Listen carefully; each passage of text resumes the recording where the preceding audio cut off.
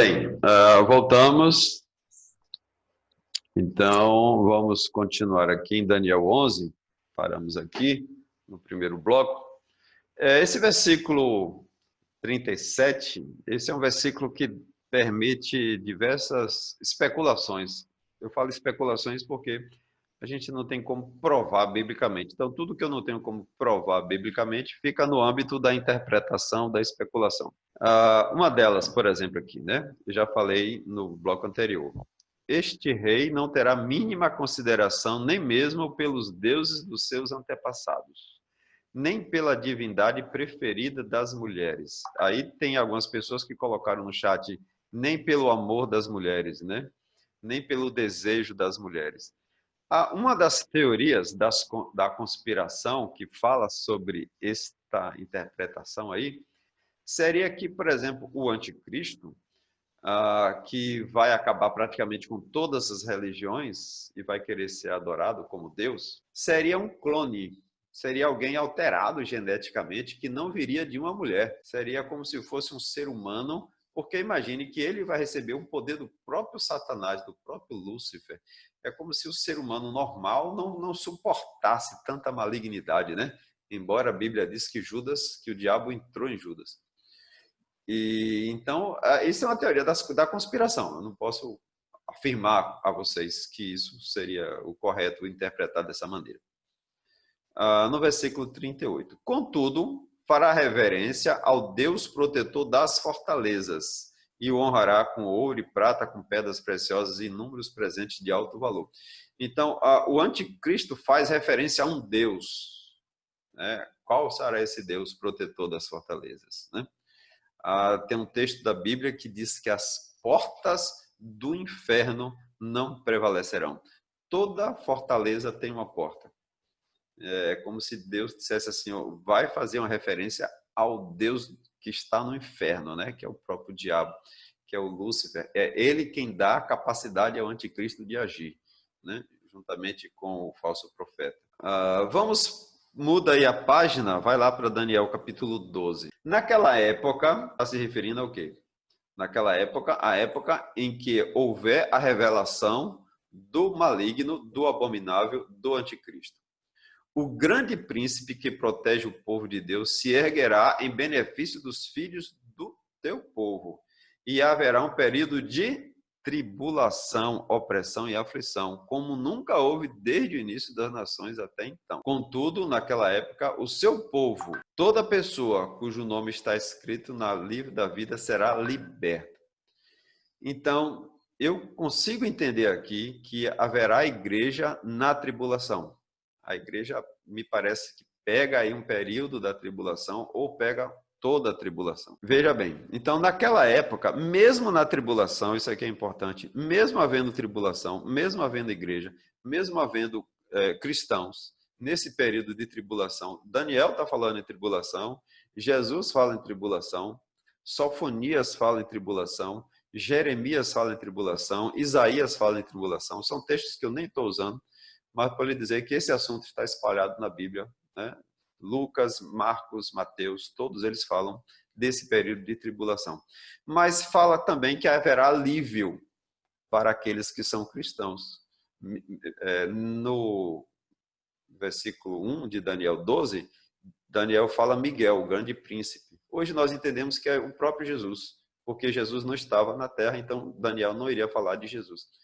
Mas hoje nós entendemos que é o próprio Filho de Deus quem vai nos dar livramento para aquela geração que enfrentar a presença do anticristo aqui nessa terra e a presença das tragédias que irão acontecer.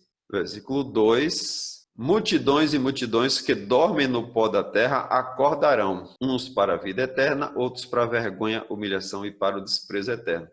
Ele está falando de quê aqui? Do arrebatamento. Então haverá tribulação e no final arrebatamento. Nós estudamos isso no estudo passado, domingo passado, né? Multidões. É a primeira vez que se fala de uma vida eterna no Antigo Testamento, claramente, porque o judeu antigo não tinha essa visão de eternidade, mas aqui para Daniel foi revelado a ele, né, que alguns não, alguns vão para a vida eterna com Deus, com Jesus, e outros vão para a humilhação e desprezo eterno. Daniel 12, 10. Muitos serão colocados à prova e assim serão joeirados, purificados, aperfeiçoados. No entanto, os malignos continuarão praticando impiedades. Quando a gente vai ver isso lá em Apocalipse, o mundo está debaixo de terror, de julgamento, de dor, de sofrimento, e eles continuam fazendo suas idolatrias, suas imoralidades, enfim. Nenhum dos ímpios dará ouvido a estas palavras, tampouco buscarão entendimento. Mas os sábios e prudentes, sim, estes entenderão. Falar desse assunto, para quem não tem o Espírito Santo, para quem não é cristão, por isso que eu faço pelo Zoom aqui, eu não boto... Eu boto no YouTube para quem está na igreja. Mas eu sei que um não cristão, quando pega esse assunto, ele não dá a mínima. E a Bíblia diz que ele não dará. Ou seja, tudo que a Bíblia fala acontece. Porque ele prefere não pensar nisso. Ele prefere... isso é algo terrível demais para mim, então eu prefiro não pensar. Eu não quero saber disso, não. As pessoas dizem assim, não, quando eu morrer, Deus sabe que eu sou uma pessoa boa. Concluindo, depois de abolido o culto contínuo, que mediante a apresentação do holocausto diário e a abominação assoladora, o terrível sacrilégio, foi estabelecido, no tempo transcorrerão ainda 1290 dias. Isso aqui nos dá uma ideia da duração da grande tribulação. Eu vou voltar a falar disso. Presta atenção nesse detalhe do versículo 11 de Daniel 12. Concluindo, depois de abolido o culto contínuo e mediante a apresentação do holocausto diário e a abominação assoladora, o terrível sacrilégio foi estabelecido, significa que tem um tempo de início da grande tribulação. É quando o anticristo, o templo haveria de ser reconstruído, quando ele profanar o templo, entrando no templo e sendo adorado no templo que foi feito para adoração ao Deus, Criador dos céus e da terra. Aí, a partir desse período, inicia o período de tribulação. A gente vai voltar a falar sobre isso. Então, isso é um marco para a gente ter uma ideia de nosso raciocínio. Então, essa duração seria de 1290 dias, dá 3 anos e meio e um mês. Entende? Aí alguns teólogos, eles dizem, isso se tiver uma visão pré-milenista, eles dizem que esse um mês seria o tempo, que seria a duração da tribulação, seria 3 anos e meio. Depois desses 3 anos e meio, esse um mês dessa conta aí que você vai fazer, é Jesus preparando a estrutura de logística para governar a Terra durante o milênio. Bom, isso daí é mais complicado de entender, tá? É a palavra lá do teólogo, fica com ele lá. Eu nem trouxe ele aqui. Então, quanto tempo vai durar a tribulação? 3 anos e meio. E aí eu vou ter outros textos para lhe confirmar que ela vai durar 3 anos e meio. Aí eu estava pensando sobre esse assunto. Deus fala que um período terrível iria acontecer na humanidade. Deus fala que ele tem tempo para começar e tem tempo para terminar. Mas a eternidade não tem. E haverá um tempo que talvez o anticristo, eu falo talvez porque isso aí não é certeza, ele vai mandar na terra com paz, com prosperidade e as pessoas vão adorá-lo. Mas depois virá os 3 anos e meio da grande tribulação. Então, mesmo que a igreja passe, eu creio que isso é um texto para que a igreja se alegre. É um texto para que a igreja, para quem estiver vivendo isso, se alegre. Porque ele sabe que vai acabar. Nós estamos vivendo uma epidemia, um momento de reclusão, um momento de prejuízo, um momento de ansiedade, de depressões. Mas eu escuto muito das pessoas dizendo assim, isso vai passar, isso vai passar, isso vai passar. Porque quando você, psiquicamente, estabelece que um sofrimento tem data para terminar, você o suporta. Por que as pessoas não aceitam o inferno, a eternidade no inferno? Porque não passa. porque não termina. Então, a mente humana bloqueia um sofrimento que não tem fim.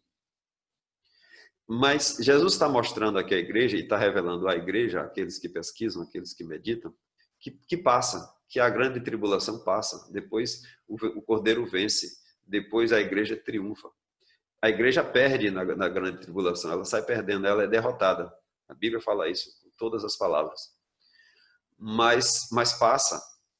E é um período que o texto fala que foi encurtado. Aí eu vou precisar agora voltar para Daniel 9. Veja que comecei em Daniel 11, Daniel 12, agora eu preciso voltar para Daniel 9 para a gente entender a duração e quando é que começa a tribulação. Daniel, no capítulo 9, fala das 70 semanas. Eu não vou ler todo, eu já vou lá no versículo 26, porque se eu tiver que ler todo o texto, a gente perde muito tempo. Decorrido as 62 semanas, o ungido passará pela morte. Ele está falando aqui de Cristo. Ó, Daniel está falando da vinda do ungido. O ungido é o Messias, né? O Cristo. Messias é em hebraico e Cristo é em grego, que significa a mesma coisa, o ungido, né? O Filho de Deus. Decorrido as 62 semanas, o ungido passará pela morte e, portanto, será tirado da cidade.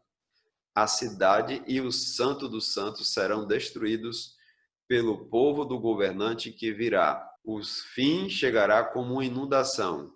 Guerras continuarão até o último dia e assolações de todo tipo já foram determinadas.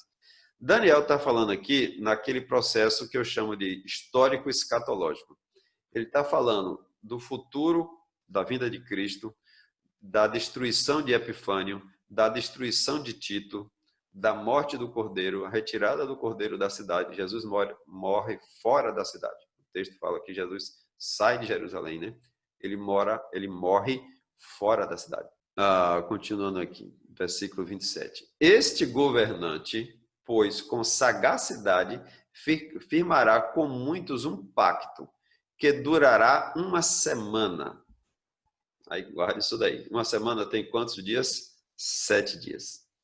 Mas na metade da semana ele ordenará o fim do sacrifício e das ofertas de manjares.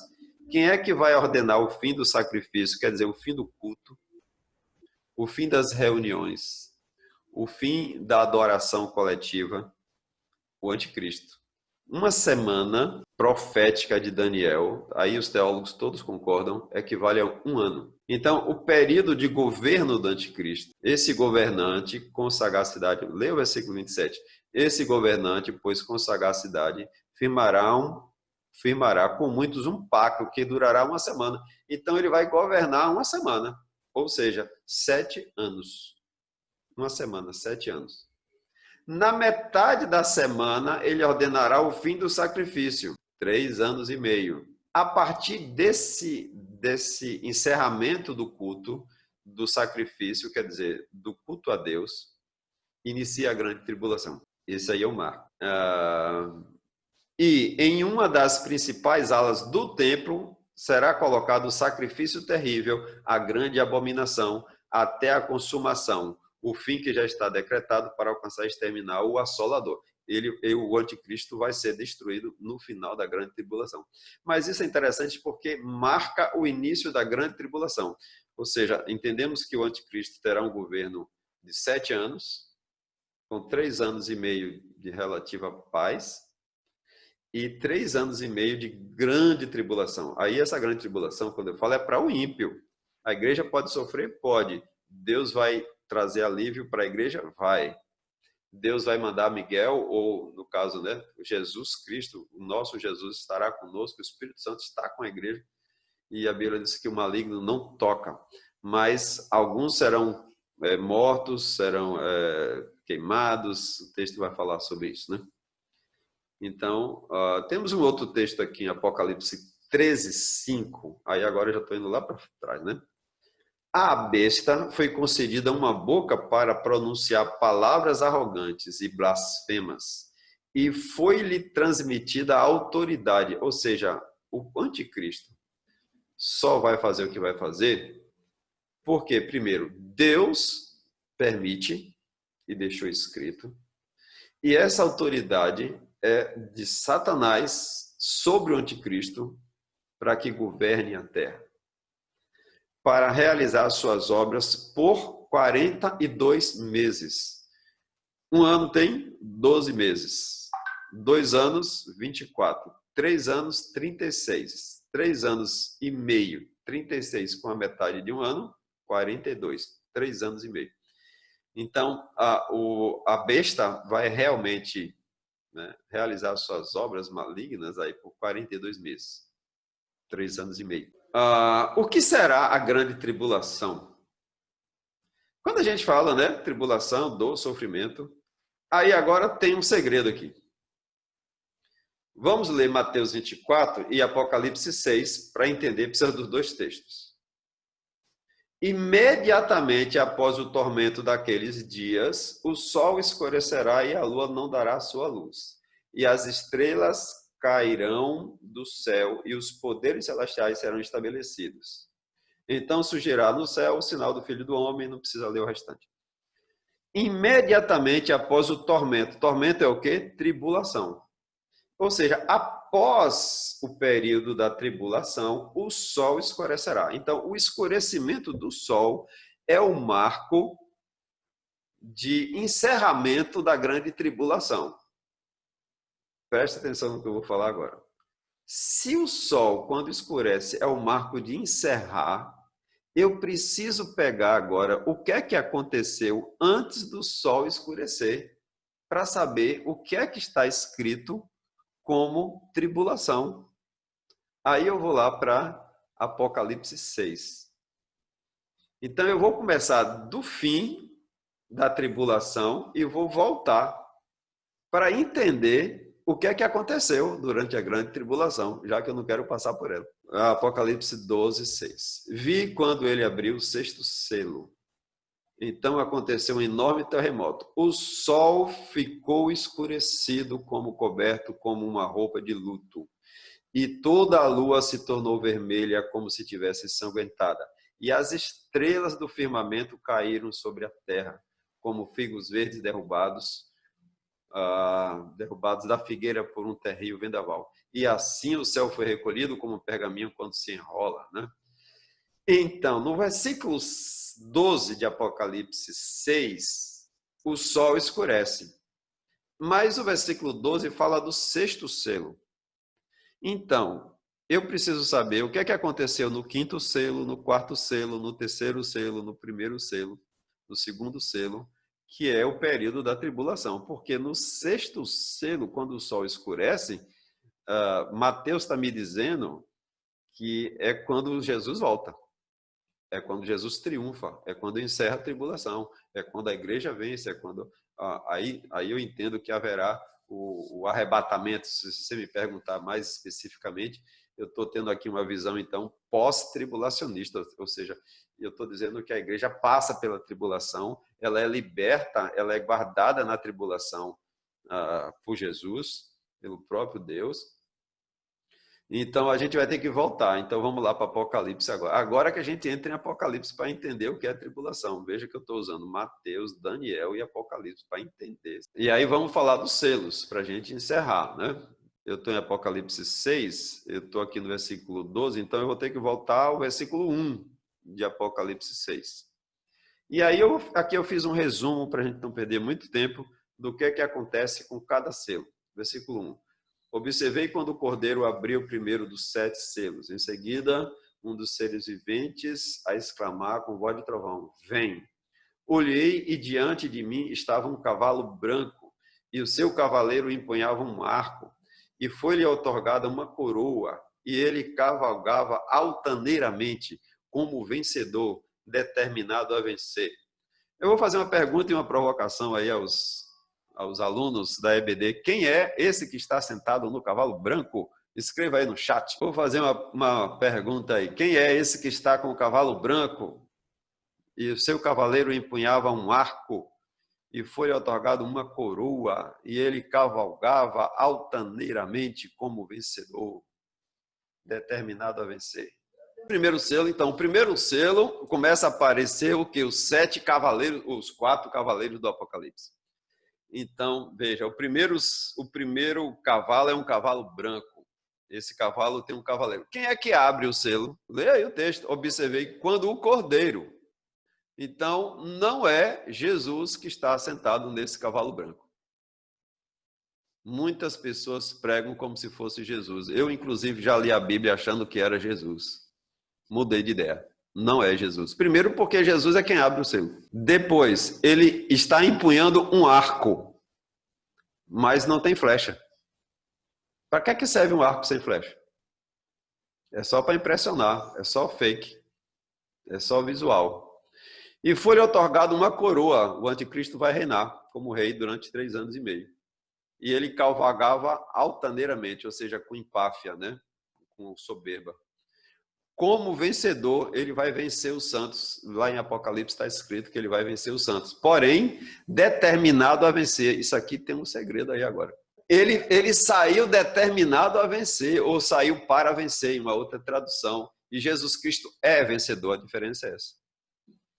O anticristo pensa que vai vencer, deseja. É como se eu dissesse assim, eu saí de Serrinha determinado a vencer em Salvador.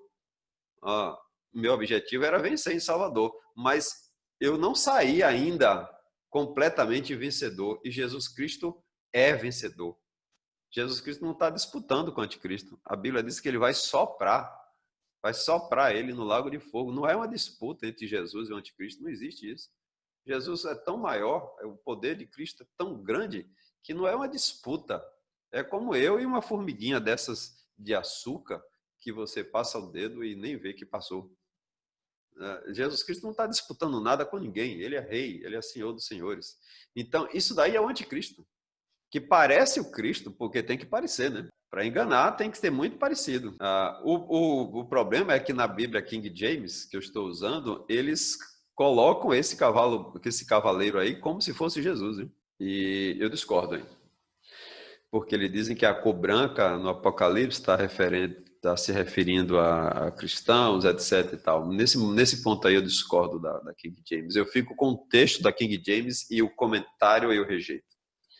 Vamos ver o outro cavalo, o cavalo vermelho, e o seu cavaleiro foi concedido o poder de tirar a paz. Veja outro detalhe, depois desse cavalo branco só vem desgraça. Jesus não vem trazer desgraça, Jesus veio trazer paz, Jesus veio trazer vida em abundante. Depois desse cavalo, os que seguem, então estão todos no mesmo nível. Esse cavalo branco não é um cavalo diferente, é um cavalo, só mudou a cor. Então, esse cavalo vermelho tira a paz, depois um cavalo preto vai ter caristia, que está associado com fome, depois um cavalo amarelo, no versículo 7, esse cavalo vai piorando as coisas, tem morte, poder sobre 1/4 da terra de que matassem a espada pela fome, pestilência e animais selvagens. Esse é o cavalo que piora todo, é como se ele juntasse toda a malignidade, né? E, na realidade, a tribulação vai aumentando. Essa imagem é de um cavalo branco, com um homem com a coroa e um arco na mão. Se eu perguntasse aí às pessoas, quem é esse que está sentado no cavalo? As pessoas iam dizer, é Jesus, né? Isso eu peguei de um material adventista. Os adventistas acham que esse cavalo branco é Jesus, não é? Se ele abrir o selo e ele está com o cavalo com arco sem flecha. Para que serve um arco sem flecha? Só para fazer pose. Não produz efeito nenhum. Daniel Mastral disse, sabe onde é que estão as flechas desse arco? Na nota de dólar, realmente. Tem umas flechas na nota de dólar sem o arco. Ou seja, o arco está na mão do cavaleiro e as flechas estão na nota do dólar. Só especulação, viu? E aqui os outros cavalos, o cavalo vermelho, morte, cavalo preto, caristia, cavalo amarelo, que significa tudo junto, morte, destruição, fome, pestilência. Os adventistas gostam muito dessas imagens. Veja bem, então, o versículo 9, ele abriu o 5º selo, contemplei debaixo do altar as almas daqueles que haviam sido mortos por causa da palavra de Deus e do testemunho que proclamaram. Isso também me remete a pessoas que se convertem, pessoas que passaram por não adoraram a besta e foram mortos, ou seja, a igreja também estaria nesse processo. Mas a grande tribulação não fica somente nisso, não, é grande mesmo. Quando a gente vai para um outro capítulo, Apocalipse agora 8, a gente estava no 6, vamos para o 8, veja que acontece no sol algo também aí. Então, é aquele marco da gente olhar e depois voltar ao texto, né? Apocalipse 8:12. O quarto anjo tocou a sua trombeta e um terço do sol foi ferido. Não é o sol todo, é um terço. É um começo, é um processo. Bem como a terça parte da luz das estrelas. Lá o que Jesus fala em Mateus 24, né, que o sinal do sol marca o final da tribulação. Então, a gente vai olhar agora para trás o que é que aconteceu nas outras trombetas, porque aqui o quarto anjo trocou a trombeta. Então, o que é que acontece com a primeira trombeta, com a segunda trombeta, com a terceira trombeta? Na quarta, o sol escurece. Na quarta, o sol escurece. Significa o quê? Que é o final da tribulação. Então, vamos olhar para trás. Vamos voltar aí. Apocalipse 8:7. O primeiro anjo tocou a sua trombeta. Lá, primeiro anjo. E ocorreu grande precipitação de granizo e fogo misturado com sangue, os quais foram lançados sobre a terra. E assim um terço de toda a terra foi queimado, e também um terço das árvores e de toda a relva. Imagine que é uma chuva de granizo destruidora de um terço. A população ficaria terrivelmente um momento atroz, né? Com essa coisa queimando aí um terço da terra. O segundo anjo tocou a sua trombeta e algo como uma enorme montanha ardendo em chamas foi arremessada sobre o mar. Isso me remete a um tipo de meteoro, né? Alguma coisa caindo, pegando fogo. Por esse motivo, um terço do mar transformou-se em sangue e morreu a terça parte das criaturas que vivem no mar, e um terço de todas as embarcações foram destruídas. Então é algo que vai trazer dor e sofrimento para todo mundo que esteja sobre a terra. Um terço é algo, né, extraordinário.